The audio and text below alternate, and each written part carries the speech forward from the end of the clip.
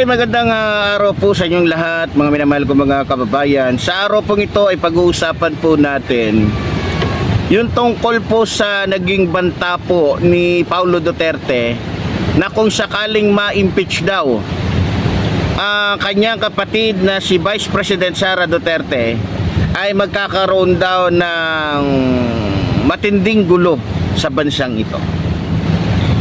Kahapon po, habang ako po ay may ginagawang isang bagay, bigla pong may tumawag po sa akin sa aking messenger mula po sa Davao City. At sinabi niya na tila may paghahanda daw na ginagawa ito pong mga Duterte. Isa po siyang Muslim, siya po ay isang Tausu. Nalaman niya po ito dahil sa ang kanyang ilang mga kamag-anak ay tila nire-recruit daw ng mga Duterte para maging private army.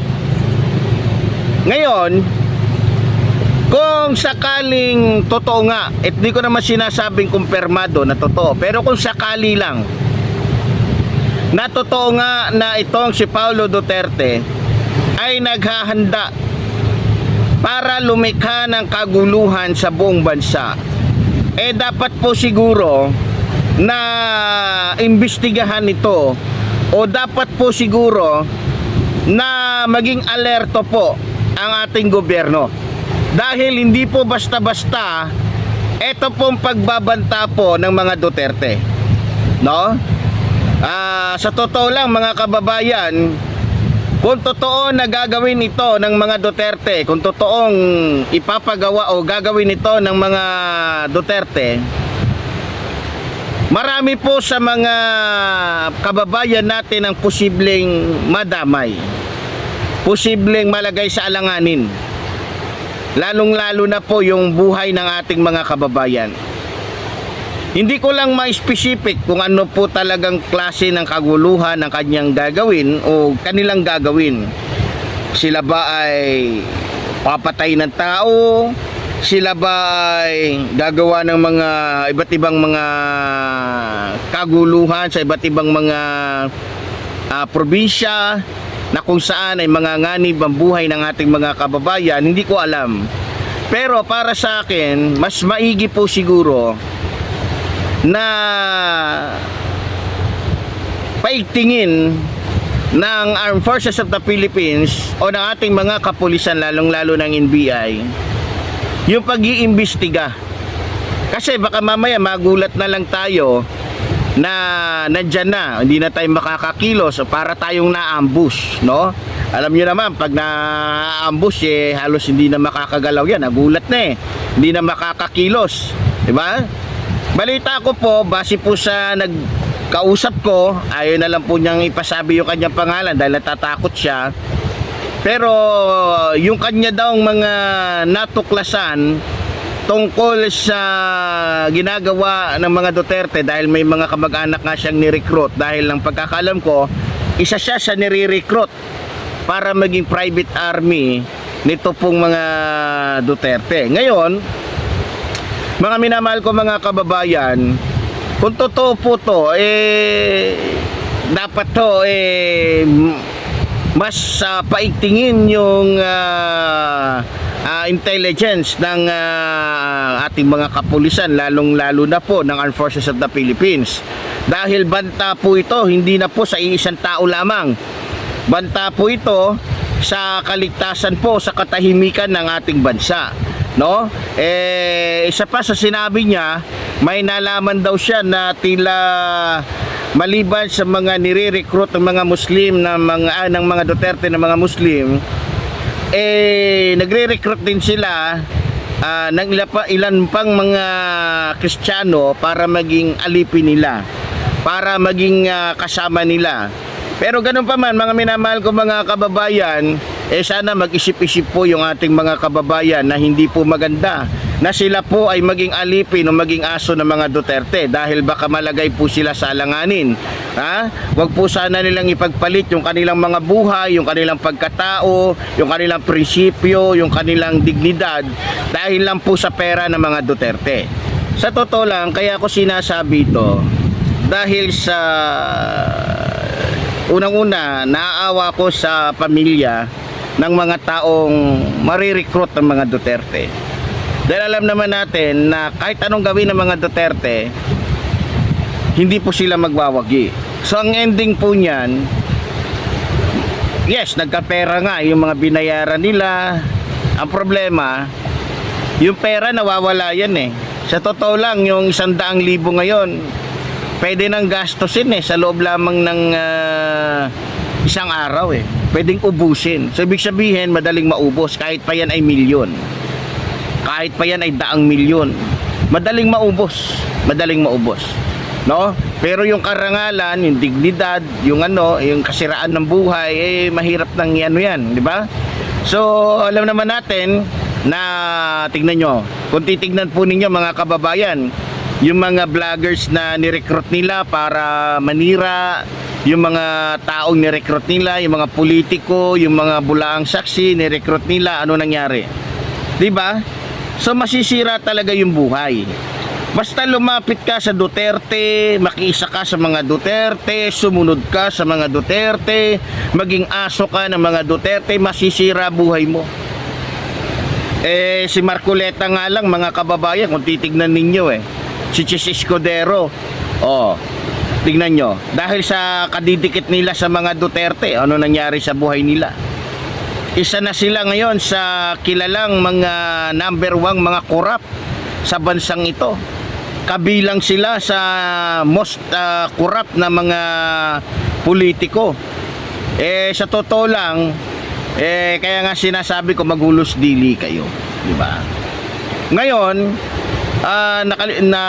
naalala ko nga pala, isa din sa napag-usapan namin, yung mga Chinese din, yung mga Chinese din na nakatira dyan daw sa Davao City, lalong-lalo na yung involved sa droga, ay tila nakikisa o handang mag-finance o tumulong sa pinansyal para makarecruit ng mga taong magiging private army nila o magiging utusan nila o magiging alipin nila at magiging tagasunod sa mga gusto nilang mangyari.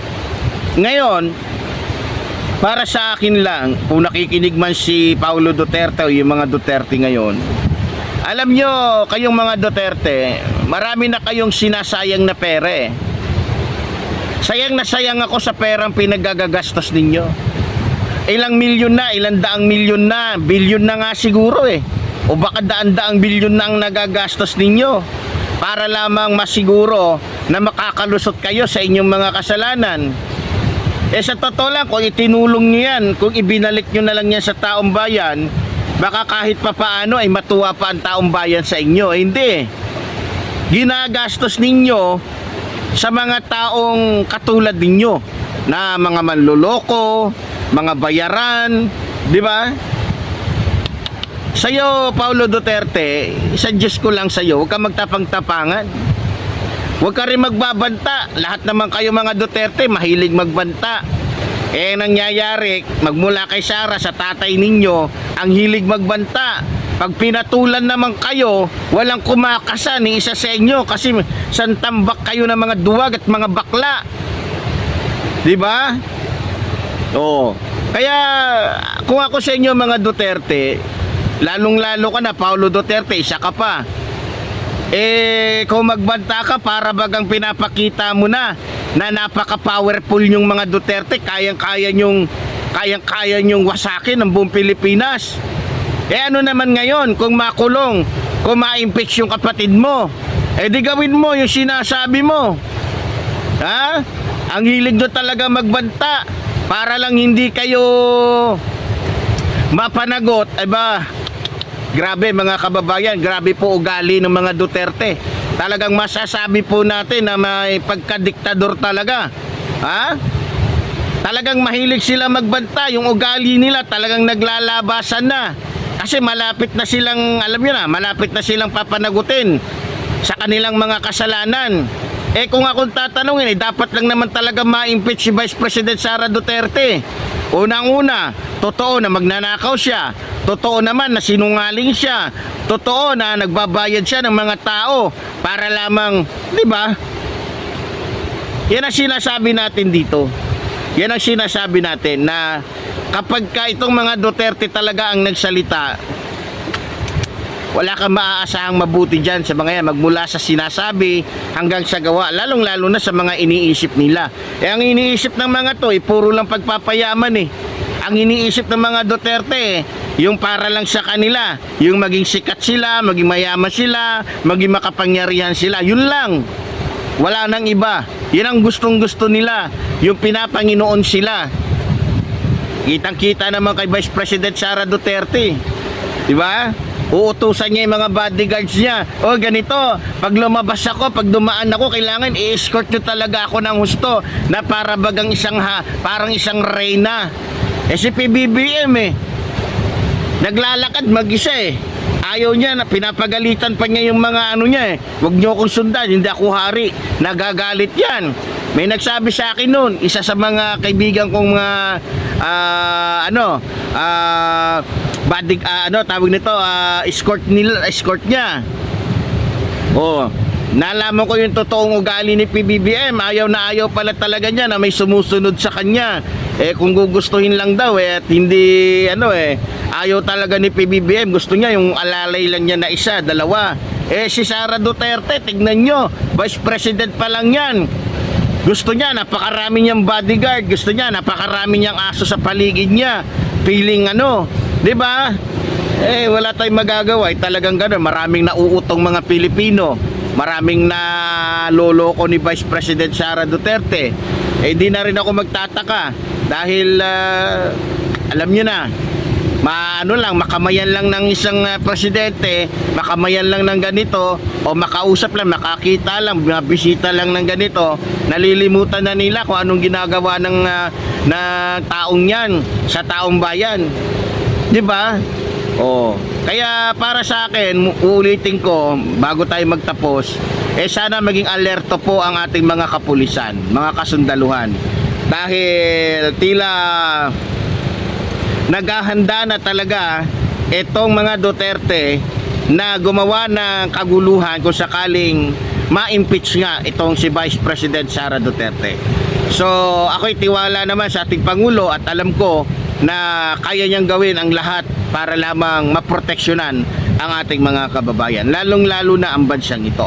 So muli po, tulad po ng sinasabi ng inyong lingkod, mabuhay po ang ating inang bayan, mabuhay po nagmamahal sa ating inang bayan. Maraming salamat po.